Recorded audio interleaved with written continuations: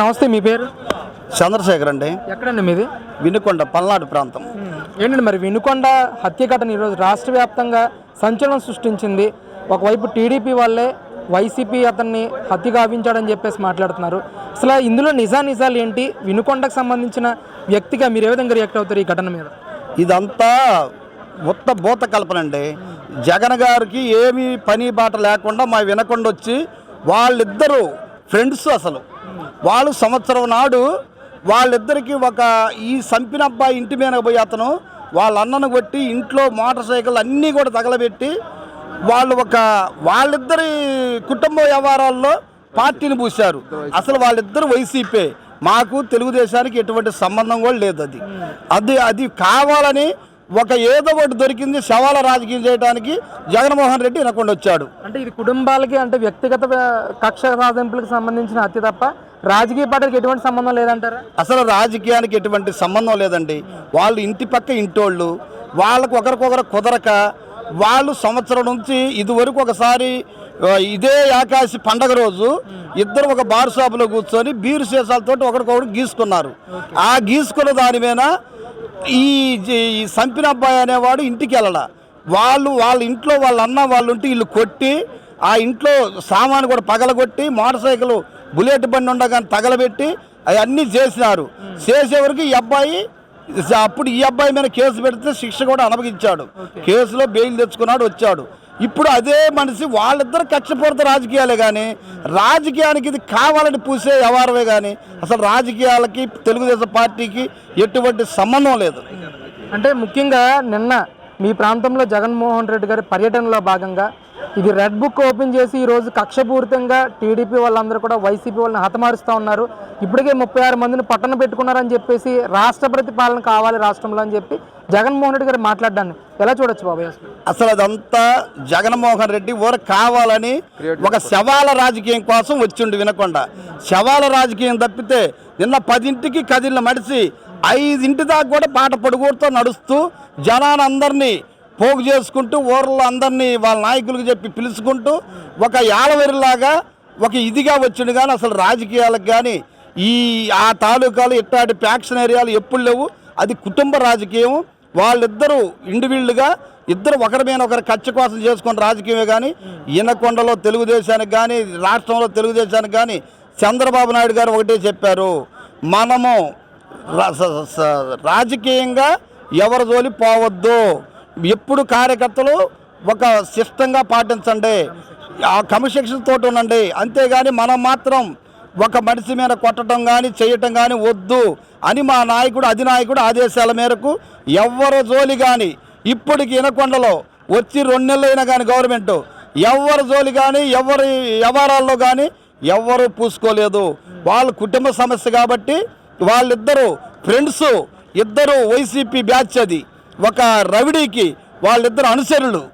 అదే వాళ్ళిద్దరికి గిట్టగా వాళ్ళు చేసుకున్న పనే కానీ పార్టీకి ఎటువంటి సంబంధం కూడా లేదు. అది అంటే ముఖ్యంగా ఆయన మాట్లాడుతున్నారు ఇదే ప్రెస్లో, గతంలో మా పార్టీ వాళ్ళు కాకపోయినా సరే మేము సంక్షేమ కార్యక్రమాలు అందించాం, ఎప్పుడు కూడా టీడీపీ వాళ్ళ మీద కానీ వేరే పార్టీ వాళ్ళ మీద కానీ ఎప్పుడు కక్షపూరితంగా వ్యవహరించలేదు, దాడులు చేయలేదు. ఈరోజు కొత్త సాంప్రదాయానికి చంద్రబాబు నాయుడు గారు తెర తీశారని చెప్పేసి మాట్లాడుతున్నారు. ఈ వ్యాఖ్యలను ఎంతవరకు సమర్థిస్తారు? అదంతా అతను రాజకీయాల కోసం రెచ్చగొట్టుకోవటానికి చెప్పుకునే మాటలే కానీ రాజకీయంగా చంద్రబాబు గారు ఎప్పుడు కూడా ఫ్యాక్షన్ అనగదొక్కే వ్యవహారమే కానీ ఫ్యాక్షన్ అంటే ఒప్పుకోడు. అది తెలుగుదేశం కానీ వైసీపీ కానీ ఎవరైనా సరే ఫ్యాక్షన్ అంటే మానవ పార్టీ ఇంకొక పార్టీ అని చూడడు. ఆయన ఎప్పుడు ఒక న్యాయబద్ధంగా పోయే మనిషి, ఒక రాష్ట్రాన్ని డెవలప్ చేయాలనే ఉద్దేశంతో ఉన్న మనిషే కానీ రాజకీయంగా ఫ్యాక్షన్ గొడవలు అట్టాడి పెట్టే మనస్తత్వం ఆయనకి లేదు. మా వినకొండలో ఉన్న శాసనసభ్యుడికి అసలు లేదు. మా వినకొండలో ఉన్న శాసనసభ్యుడు చాలా మంచి మనిషి. అట్టాడి తగాదలకు కానీ ప్రోత్సహించడం కానీ జీవీఎస్ ఆంజనేయులు అంటేనే ఒక గుడ్ విల్.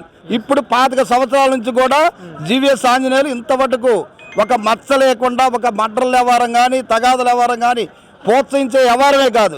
ఇంకా పోయిన ట్రిప్లో మాజీ ఎమ్మెల్యే బ్రహ్మనాయుడు తెలుగుదేశం వాళ్ళు ధర్నా చేస్తుంటే బస్టాండ్ సెంటర్లో పోలీసారని మేమందరం బాటిచ్చినా కానీ పోకుండా అక్కడ నిలబడి ఇదే రౌడీ ముఖాలను పిలిచి మా మీద బండలేపించి తరిమి పోలీసుల చేత పై కాల్పులు కాల్పించి మా ధర్నాన్ని భగ్నం చేసిన వ్యక్తి బ్రహ్మనాయుడు, ఒక వైసీపీ బ్రహ్మనాయుడు. అంతేగాని తెలుగుదేశంగా ఇంతమటుకు ఒక తగాదలకు కానీ మా ఆంజనేయులు గారు అసలు దాన్ని ప్రోత్సహించే మనిషే కాదు. అసలు ఆయన ఒక సేవా కార్యక్రమాలు చేసుకుంటూ మంచి పనులు చేసుకుంటూ ఆ తాలూకాలో ఇప్పుడు 25 సంవత్సరాల నుంచి ఉన్నాడంటే ఆయనకి ఎంతో మంచి గుడ్ విల్ ఉంది కాబట్టి 3వ సారి కూడా గెలిచాడు. ఆ గుడ్ విల్ లేకపోతే ఆ ఆంజనేయులు గారిని ఇయరికే జనము అనేవాళ్ళు. ఇప్పుడు ఒక్క ట్రిప్కే ఆ బెమ్మనాడు అనే వ్యక్తిని ఇతను పనికిరాడు, ఇతను ఆంజనేయులే మనకి దేవుడు అని 31,000 ఓట్ల మెజార్టీతో గెలిపించారు. అది ఒక ఆంజనేయులకు ఉన్న గుడ్ విల్. ఆంజనేయులు గారు అనే మనిషి మా ఎమ్మెల్యే గారు ఇంత తగాదలకు కానీ దేనికి కానీ ప్రోత్సహించడు. మన పోయిన వాళ్ళం కూడా అతనే దెంగులు పెట్టి ఏ చిన్న తగాదలకు కూడా బానేయడు. మన తాలూకా సస్యశ్యామలంగా ఉండాలా, మనం అందరం కలిసిమెలిసి ఉండాలా, అందరం బాగుండాలనే మనిషే కానీ అట్లా తగాదలు ప్రోత్సహించే మనిషే కాదు.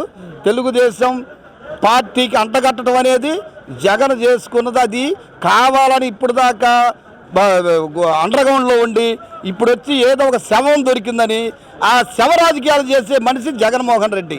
అంతేగాని ఆ శవ రాజకీయాలు తప్పితే ఆ తాలూకాలో జరిగిందేమీ లేదు.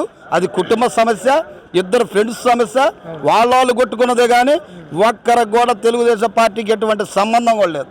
అంటే ముఖ్యంగా ఈ నెల 24వ తారీఖున ఢిల్లీలో కూడా తన పార్టీకి సంబంధించిన ఎమ్మెల్యేలు కానీ ఎంపీలు కానీ ఎమ్మెల్సీలతో మేము ధర్నా కూడా చేస్తాం, రాష్ట్ర ప్రతిపాదన కావాలని చెప్పేసి మేము అడుగుతామని చెప్పి జగన్మోహన్ రెడ్డి మాట్లాడడం ఎలా చూడొచ్చు అంటారు? అసలు అది మరీ దుర్మార్గం అండి. ఎందుకంటే అతను ఢిల్లీ పోయి ఇంకొకసారికి పోయి మనకు వచ్చే ఈ రాష్ట్రంలో ఇట్ట బీహార్ లాగా అలజడులు ఉండయి, కంపెనీలు వచ్చే కంపెనీలు కూడా పాడు చేసే ఉద్దేశంతో ఇతను నేనున్నప్పుడు రాలేదు, ఇప్పుడు చంద్రబాబు గారిని చూసి అందరూ వస్తున్నారు, ఇది ఏ విధంగా మనం అడ్డుకోవాలా అనే ఒక ఉద్దేశం మీదనే అతను ఢిల్లీ చుట్టూ తిరుగుతున్నాడు. కానీ ఈ రాష్ట్రం డెవలప్ కావడానికి జగన్మోహన్ రెడ్డికి ఇష్టం లేదు. ఈ ప్రజల మీద, ఇక్కడున్న ప్రజల మీద కక్ష. ఇక్కడ ఎప్పుడు కూలీలాగానే బతకాలా, ఐటీ హబ్ కానీ పిల్లల్ని చదువులు కానీ ఒక ఉద్యోగాలుగా చేసుకోవటానికి లేదు.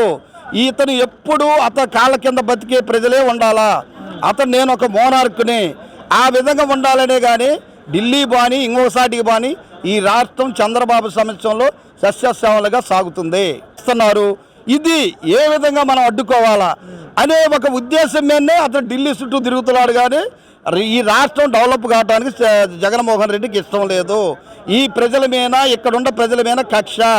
ఇక్కడ ఎప్పుడు కూలీలాగానే బతకాలా, ఐటీ హబ్ కానీ పిల్లల్ని చదువులు కానీ ఒక ఉద్యోగాలుగా చేసుకోవటానికి లేదు. ఇతను ఎప్పుడు అతని కాళ్ళ కింద బతికే ప్రజలే ఉండాలా, అతను నేను ఒక మోనార్క్ని ఆ విధంగా ఉండాలనే కానీ ఢిల్లీ బాని ఇంకోసాటికి బాని ఈ రాష్ట్రం చంద్రబాబు సమక్షంలో సస్యశ్యామలుగా సాగుతుంది.